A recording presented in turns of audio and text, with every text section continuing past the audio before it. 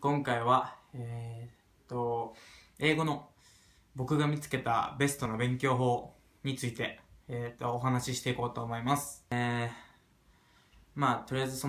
僕はトロントで語学学校に、4、5ヶ月いて、そこにいた時に英語がめちゃめちゃ伸びたので、その時にしてた勉強法がすごく良かったんじゃないかなと思って、で、皆さんにもお勧めしたいなと思って、そのことについて話します。まずですね、一言で言うと僕がやったことは、暗記ですね。なんや暗記かいみたいな思うと思うんですけど、ただの暗記じゃなくて、ちゃんとした暗記ですね。なんだこれは。説明すると、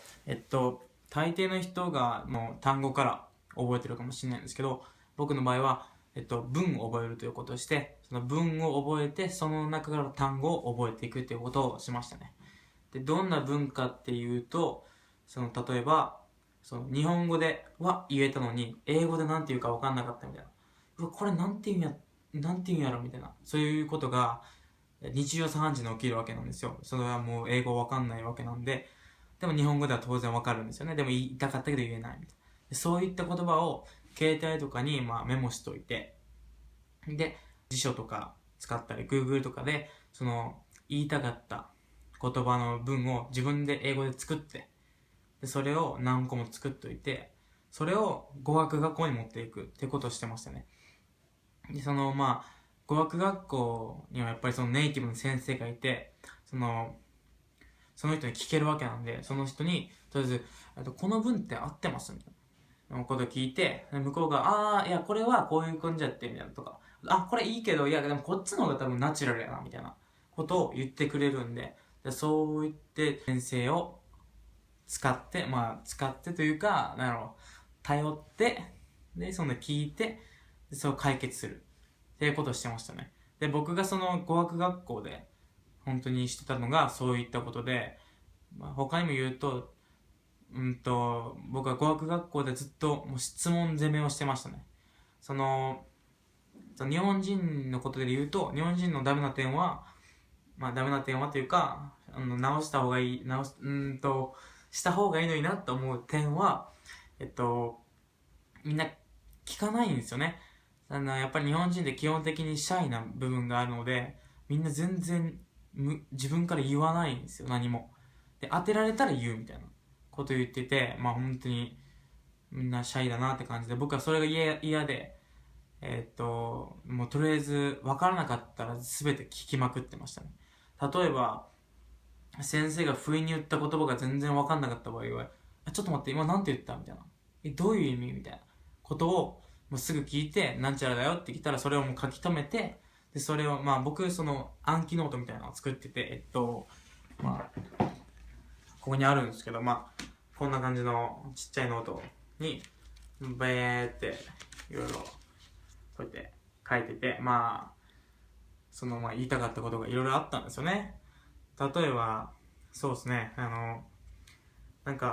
そうは見えないけどっていう文があるんですけど、ここに。なんだろう。いや、そうは見えへんよみたいなシチュエーションがあったんでしょうね。あんま覚えてないんですけど、それが英語で言えなかった。それをとりあえず日本語でここにパッて書いて、で、後で調べて書いたやつが、これ It doesn't look like that って言うんですけど、これも知らなかったし、で、今ではこれも覚えたおかげで言えますし、で、他にも先生に、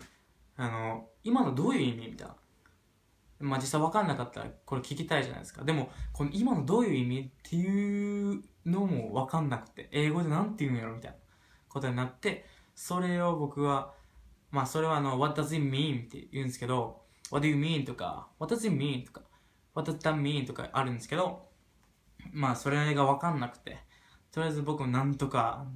違う英語の表現で聞いて、それを分かって、それ以降ずっと What does it mean っていうのを使ってたんですけど、だから本当に質問しなきゃやっぱ疑問は残しておいたらダメなので、それを解決した方がいいと思いますし、とりあえず本